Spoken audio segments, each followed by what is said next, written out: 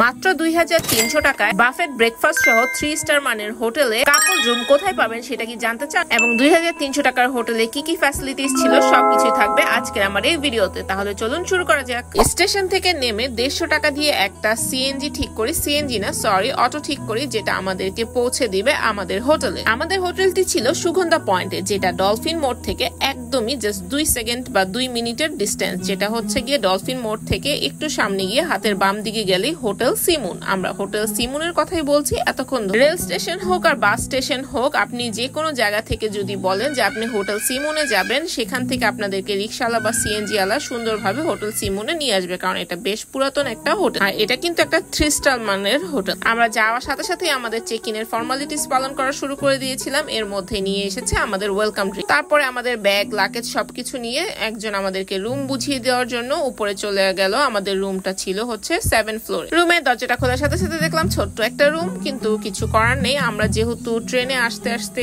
অনেক দেরি করে ফেলেছিলাম, এই জন্য আমি ইচ্ছে করি একদম ছোট, একদম কম বাজেটের মধ্যে একটা রুম নিয়েছিলাম। এই হোটেলটিতে আপনারা বিভিন্ন রেঞ্জের রুম পেয়ে যাবেন, যেটা শুরু হবে 2500 টাকা থেকে শুরু। আমি পেয়েছিলাম 2300 টাকায়, কারণ আমি অভিবাদন নামে একটা ফেসবুক গ্রুপ বা একটা পেজ আছে, যেখান থেকে কন্ট্যাক্ট করে ওদের মাধ্যমে হচ্ছে কি আমি হোটেলটা বুকিং করেছিলাম। ওরা আমাকে 2310 টাকায় এই রুমটা বুক করে দিয়েছিল। রুমটা ছোট হলেও মোটামুটি সব ধরনের ফ্যাসিলিটি ছিল। বেবি সহ ইজিলি শোয়া যায় এইরকম সাইজেরই একটা বেড ছিল, সাথে একটা বেলকুনি ছিল, যে বেলকুনিতে কোনো ভিউ ছিল না, পাশেই ছিল আরেকটা বিল্ডিং। একটা টিভিও ছিল, যেখানে আমি ইউটিউব, নেটফ্লিক্স সবই দেখতে পারবো। ওদের ওয়াশরুমটা বেসিক ছিল, বাট অনেক বেশি নিট অ্যান্ড ক্লিন ছিল, যেটা আমার কাছে খুব বেশি ভালো লেগেছে। ওয়াশরুমে ছিল কমপ্লিমেন্টারি সাবান, শ্যাম্পু, ব্রাশ, পেস্ট, দুটো 3টে টাওয়াল ছিল, গিজারের ব্যবস্থাও ছিল। আপনি গরম পানি, ঠান্ডা পানি যেটাই চান সেটাই পেয়ে যাবেন। এই বাজেটের মধ্যে আমার কাছে ওয়াশরুমটা বেশ ভালোই লেগেছে এবং বেডটাও বেশ ভালোই লেগেছে। জাস্ট রুমটা অনেক বেশি ছোট ছিল, বাট এক রাত বা আমরা হচ্ছে গিয়ে জাস্ট চেক ইন করেছি 3টা বা 3:30টার দিকে, সো খুব কম টাইমে আমাদের রুমে থাকা হবে। জাস্ট রাতটা থেকে আমরা আরেকটা হোটেলে চলে যাব, এই জন্য এরকম একটা রুম নিয়েছিলাম। এখন আসি এই হোটেলের খাবার দাবারের কথা নিয়ে। আমরা যেহেতু অনেকটা পথ জার্নি করে এসেছি, যার কারণে আমি আর চাচ্ছিলাম না যে নিচে যে কোনো খাবার খেতে, তো ওদেরকে ইন্টারকমে ফোন দিয়ে বলেছিলাম যে আমাদের খাবারটা যাতে রুমেই দিয়ে যায়। ওদের কিন্তু নিজস্ব রেস্টুরেন্টও আছে, যেটা হচ্ছে ওদের 2nd ফ্লোরে। রুমে খাবার দিয়ে যাওয়ার জন্য ওরা এক্সট্রা 5% সার্ভিস চার্জ অ্যাড করে। আমরা নিয়েছিলাম লইট্টা শুটকির ভর্তা আর নিয়েছিলাম কালো ভুনা, যেটা অথেন্টিক কালো ভুনা না হলেও এটা টেস্ট ছিল বেশ ভালো। আরেকটা বিষয় লক্ষ্য করলাম, ওদের প্রত্যেকটা খাবারে লবণের পরিমাণ খুবই কম ছিল, এজন্য কিন্তু ওরা এক্সট্রা লবণও দিয়ে দিয়েছে। আমরা লবণ এমনিতেই কম খাই, তারপরও আমাদের কাছে লবণ অনেক কম লেগেছে। যারা লবণ বেশি খায় তাদের কাছে তো আরো কম লাগবে, সমস্যা নেই,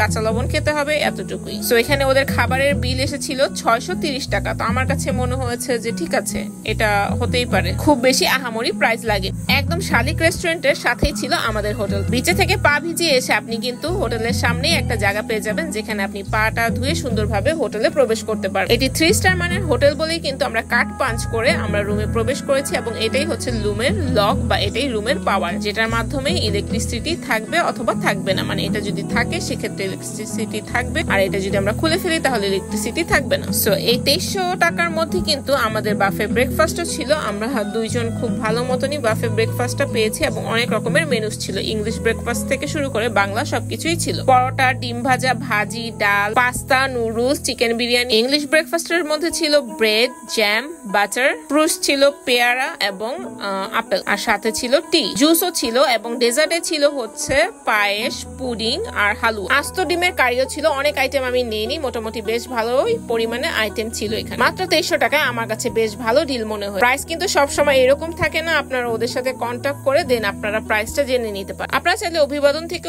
আপনারা যে কোনো হোটেল বুকিং করতে পারেন, কারণ ওদেরকে রেঞ্জটা বলে দিলে ওইভাবে ওরা আপনাদেরকে একটা হোটেল সাজেস্ট করে দিবে। তো আজকের মতন এই পর্যন্তই। টাটা, আল্লাহ হাফেজ।